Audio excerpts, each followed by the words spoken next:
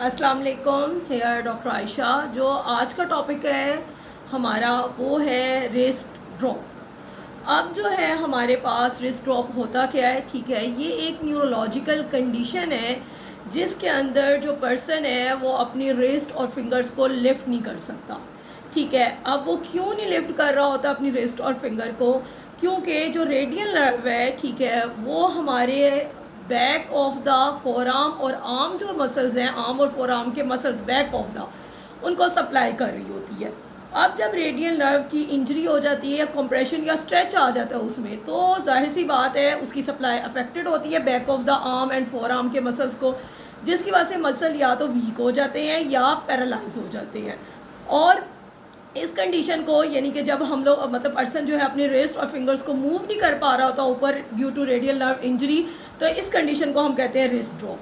अब कौन से ऐसे कॉजेज़ हैं, ठीक है, जो रेडियल नर्व की इंजरी कराते हैं? सबसे पहले जो है प्रोलॉन्ग प्रेशर अगर अप्लाई हो रहा हो आर्म के ऊपर, और ये तब होता है अगर आप स्लिपिंग ऑन आर्म कर रहे हो। ठीक है, यानी कि कुछ लोगों को आदत होती है कि अपने हाथ को सर के नीचे रख के पूरी पूरी रात लेटने की, तो उसकी वजह से प्रोलॉन्ग प्रेशर जो है वो अप्लाई होता है और रेडियल नर्व जो है वो इंजर हो सकती है। और क्या कॉजेज़ है इसकी इंजरी के? या फिर आपकी अपर जो आर्म बोन है जो जिसका नाम ह्यूमरस है, अगर उसका फ्रैक्चर हो जाए तो रेडियल नर्व इंजर हो सकती है। इसके अलावा और कौन से कॉजेज़ हैं? अगर डायरेक्ट इंजरी हो जाए, ठीक है, रेडियल नर्व की, और कुछ कंडीशन है जैसा कि न्यूरोपैथी, उसकी वजह से भी रेडियल नर्व जो है वो अफेक्टेड होती है। अब अलामात क्या है रिस्ट ड्रॉप की? इसके अंदर जो पर्सन है, मैंने आपको पहले भी बताया, अपनी रिस्ट और फिंगर को जो है वो अपवर्ड जो है वो लिफ्ट नहीं कर पा रहा होगा, जिसकी वजह से उसकी जो हमारे पास हैंड है वो लूजली डाउन मतलब हैंग डाउन कर जाएगा लूजली, जैसा कि इस तरह।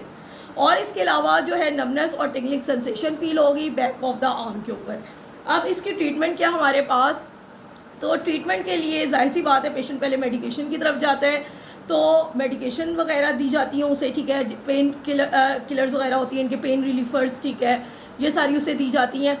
और फिर जो है हमारा काम किया एक फिजियोथेरापिस्ट का, हम उसे इलेक्ट्रिकल स्टिमुलेशन अप्लाई करते हैं, ठीक है, नर्व को हम इलेक्ट्रिकली स्टिमुलेट करते हैं। इसके अलावा हम पैसिवली मूव करते हैं, ठीक है, रिस्ट को, फिंगर्स वगैरह को। फिर हम पेशेंट से कहते हैं अपने साउंड हैंड को यूज़ करें, ठीक है, और अपनी रिस्ट और फिंगर को मूव करें।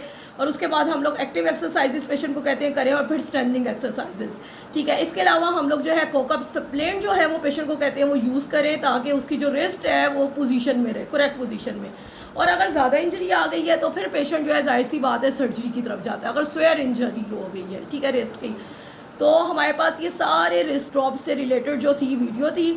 आप जो है ऐसी इन्फॉर्मेटिव वीडियोस के लिए जो है हमारे चैनल को सब्सक्राइब करें, लाइक करें, शेयर करें। फ़ी अमान अल्लाह, अल्लाह हाफ़िज़।